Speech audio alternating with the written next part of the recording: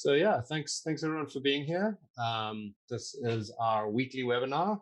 Today's topic is around unused tickets, and I'm sure some of you have huge amounts of experience and knowledge about it, and others are just trying to kind of realizing that there's a lot of tickets expiring soon, and trying to work out how to kind of handle that and get a grasp on it quickly. So we're gonna kind of cover some of that today.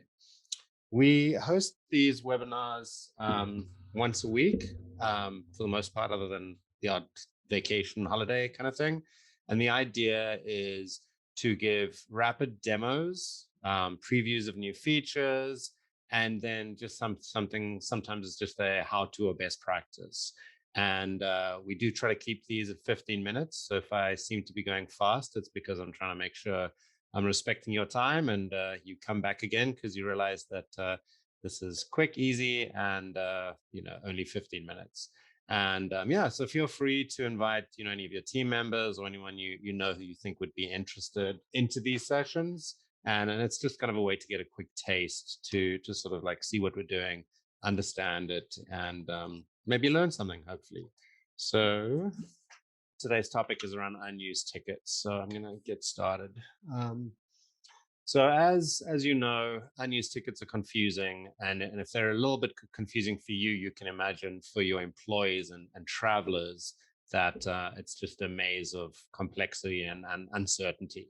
And the sort of elements are, well, maybe it's not uncertainty if they're unaware. So a lot of times, your team doesn't really know about unused tickets, doesn't know they have them or how to use them. So that's naturally a pretty large problem.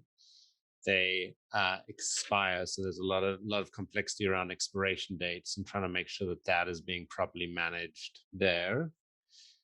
And then another big problem is personal use. I've spoken to multiple travel managers who've sort of had this experience where they've sometimes had to lay people off, or sometimes had laid someone off, and that person then gets a email or mail from the airline because the ticket is booked under their name, although it's with company money, and they have either knowingly or by mistake used that ticket for personal purposes, and that gets very messy. If it's a current employee, then there's some sort of like disciplinary action you might have to take. If it's a past employee, then you're kind of out of luck, and that really is a not a great situation. If someone who is not part of the team anymore is using your unused credits for personal trips.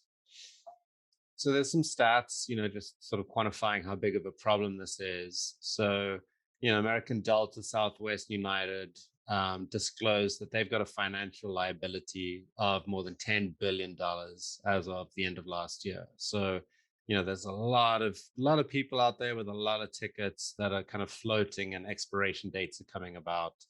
28% of all the unused tickets from last year expired in Q1 of 2021. So that means there's a huge amount of basically wasted money that happened. And so that's why it's so important to make sure that the other, my math is right, 72% are able to be used before it's too late. So there's a few steps you can take. We've actually put together I've got a link at the end, but we've put together like a blog post that we just published this week, and then a guide that covers some of this stuff. But the high points are, you need to kind of talk to your TMC, talk to your suppliers, see if you can extend dates. Can you get name change capabilities? What can your OBT do to support you in this? Communicating this information, encouraging your employees to contact the TMC before they book, and then really educating them about that, about the ROI of using existing credits versus making new bookings. Because in a lot of cases, the ticket was booked in 2020, the budget has closed, that's been accounted for, that's already been done. And so if you're able to use those, it's to some degree free travel that your team could be making. So super important and beneficial from an ROI standpoint, to make use of these. So I'm going to introduce a framework that we've been working on. I'm going to share my screen. So what we're working on today is the credit capture quadrant. So one of the main things to think about is the expiration naturally. So you've got anywhere from, things are about to expire now to, indefinite. This is you've got a way to sort of use these credits or refunds at any point. So you're basically trying to move along that spectrum, trying to move from left to right. And I'm going to now draw my little quadrant here. And so on our vertical axis, you've basically got where any traveler can use your tickets. And then on the bottom end, you've got a specific traveler. And then the horizontal, your sort of worst case, is a specific airline. And then you've got on the other end, any airline. So in your bottom side, you've basically got a 1-to-1 ratio. It's a specific traveler. So one traveler can use one airline. And that is pretty much the status quo. This is probably what most of you have right now. Probably the next best one is where you've got any traveler can use a specific airline. And that is where you've got name change capabilities. And this is something you often can be managed through your TMC, which is great. That means, things still can expire. You're locked into a single supplier, but at least you can change between travelers. The next best is where you've got that one traveler sort of locked into the person, but they're able to switch between airlines. And maybe it's not Infinity Airlines, it's probably more along the lines of alliances. So you can switch between different suppliers within an alliance, maybe outside of that. But that's pretty good too. But your ideal scenario is, of course, where you've got any travelers can use any airlines. And that kind of comes in two main flavors, which is your UATP cards, which are essentially like credit cards that you can use for future purchases or just full refunds, or like just getting cash back. And so you're essentially, as you guys can see, you're trying to get from your bottom right quadrant up into your top left, which is green. So trying to move from that, whatever. You're trying to move in that direction. And so all those steps we talked about, working with your suppliers, your TMC, can sort of help you with that. Now, once you've got your arms around that process and you sort of know where your credits live, how to access them, the next most important thing is naturally to communicate. So I'm now going to show you how Shep can play into this. Lainey, you are able to see my screen? Yes. Okay, cool.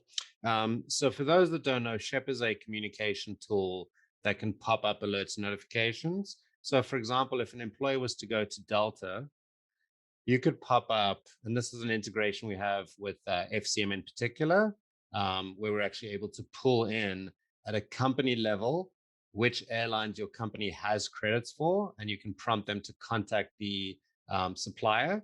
And we also are able to pull from an individual. So this specific user who has the extension installed, this is the credits they have on Air Canada and when it expires. So that's very specific. As I said, right now that's only available with FCM, is our primary TMC partner that we have that with. And so, for example, if you go to Concur, you can create this even if you don't have that direct integration built. So let's say that you have unused tickets or unused credits on 3 of these airlines. You can prompt your team to contact your TMC right here in Concur. Alternatively, Concur has pretty good functionality to allow you to book your unused tickets in their matrix when you're checking out.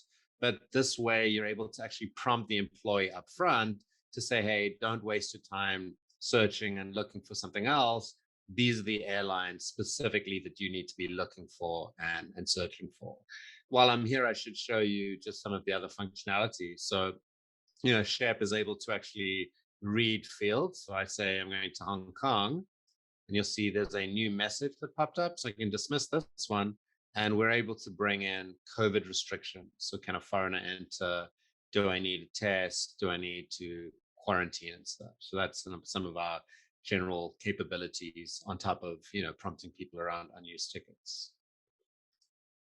So as I mentioned, Shep is a tool that allows you to bring your policy to life across websites and providing, the most relevant information at the exact moment it's necessary.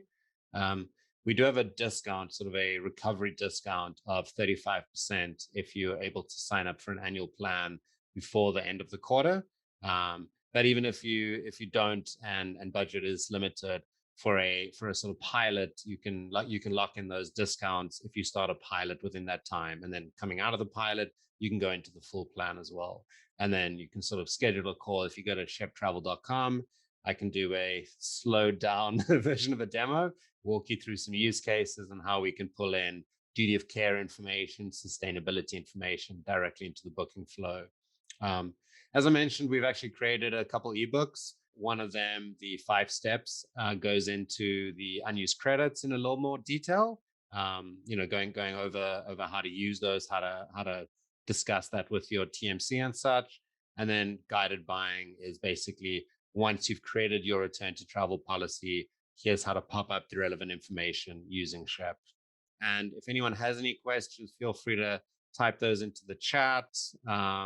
One question we often get is around implementation. So we work with your IT department and we integrate through your single sign-on, and we actually are able to then push out the extension through your IT department. So your employees don't have to do anything. They just show up the next day and the extension pops up a new tab, explains what Shep is, that you as a company are using this to communicate, policy, make sure they're safe and have the information, especially around border closes and quarantine requirements. So we're using Shep to communicate with you, and then it's a one-click sign-on, and then it automatically works for them.